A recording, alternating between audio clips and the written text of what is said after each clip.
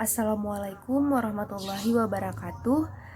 Perkenalkan, saya di sini Badratun Nafis, mahasiswi yang mengambil mata kuliah pengelolaan sumber daya pesisir dengan Bapak Ilham Zulfami MSI. Nah, di sini saya akan menjawab beberapa soal yang telah diberikan untuk memenuhi tugas ataupun UAS pada mata kuliah pengelolaan sumber daya pesisir.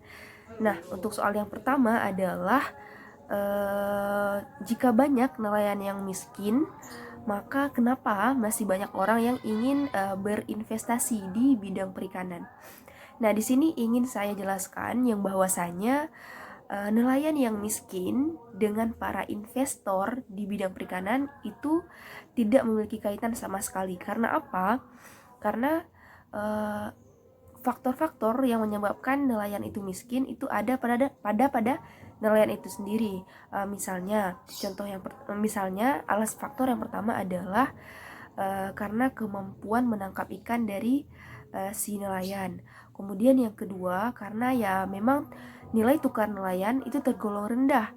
Kemudian yang ketiga itu menyangkut dengan modal, di mana ketika si nelayan memiliki modal, ketika dia memperoleh hasil tangkapan ataupun ikan, maka dengan modal yang ia punya itu dia bisa saja mengolah kembali ataupun meningkatkan hasil produksi tangkapan mereka, baik secara jumlah maupun secara kualitas dari hasil tangkapan tersebut. Maka jika hal tersebut tidak mampu dilakukan ataupun tidak memiliki modal, maka otomatis pendapatan yang mereka peroleh tetap saja akan tergolong rendah. Sedangkan para investor mereka melakukan investasi terhadap kekayaan laut Indonesia ataupun sumber daya perikanan yang ada di laut Indonesia, bukan pada si nelayannya tadi. Untuk soal nomor 2 itu ada banyak sekali kekayaan mangrove yang bisa dimanfaatkan oleh masyarakat pesisir. Misalnya, yang pertama itu ada kepiting bakau, di mana kepiting bakau ini bisa dimanfaatkan oleh masyarakat pesisir untuk kemudian dijual. Kemudian yang kedua ada pohon-pohon ataupun kayu-kayu, di mana pohon-pohon ini yang juga dikenal manfaat ataupun kualitasnya yang tidak mudah busuk, maka bisa dijadikan sebagai bahan bakar atau bahkan bisa dijual di beberapa daerah. Kemudian yang ketiga adalah ekstrak dari tanaman mangrove ini. Beberapa masyarakat itu memanfaatkannya dan diolah.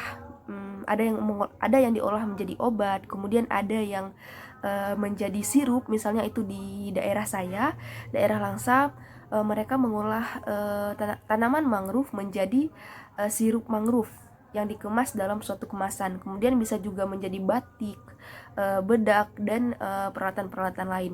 Maka bisa dikatakan bahwa ketika kelestarian mangrove itu terjaga, maka beriringan dengannya kesejahteraan masyarakat pesisir juga ikut terjaga. Dampaknya adalah bagi para nelayan kita sendiri, di mana para nelayan tidak bisa maksimal dalam proses penangkapan dan juga tidak bisa menguasai areal penangkapan. Perbandingannya itu bisa kita bandingkan dengan Spanyol, di mana mereka bisa menguasai 90% area penangkapan, sedangkan kita negara berkembang masih berkutat di wilayah pesisir.